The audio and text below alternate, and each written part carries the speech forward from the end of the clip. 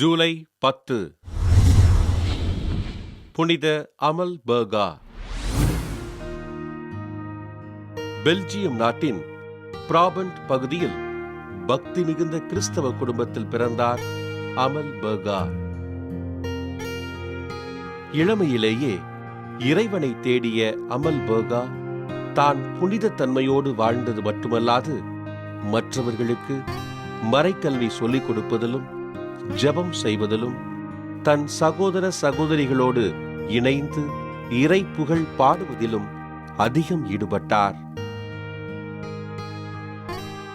Count விட்கர் என்பவரை திருமணம் செய்து கொண்ட அமல்பர்கா தன் 5 குழந்தைகளையும் குடும்ப ஜெபம், வழிபாடு, திருப்பலி ஆகிய அனைத்திலும் பங்கேற்கச் செய்து பக்தியிலும் ஒழுக்கத்திலும் வளர்த்தார்.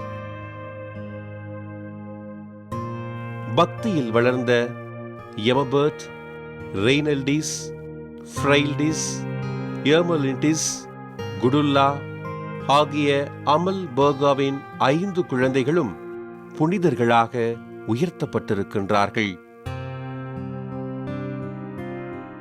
குழந்தைகள் வளர்ந்த பின்பு தன் குழந்தைகளின் ஆசைப்படியே சொத்துக்களை விற்று ஏழைகளுக்கு கொடுத்த அமல்பர்காவும் அவருடைய கணவரும் புனித பெனடிக்டைன் மடத்தில் இணைந்து துறவறம் மேற்கொண்டார்கள்.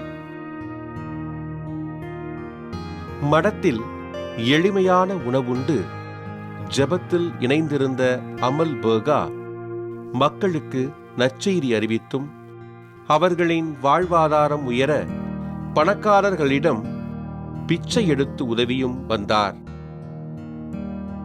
அனைவருக்கும் தாயாக விளங்கிய அமல்பர்காவை அப்பகுதியில் வாழ்ந்தவர்கள் வாழும் புனிதை என்றே அழைத்தனர்.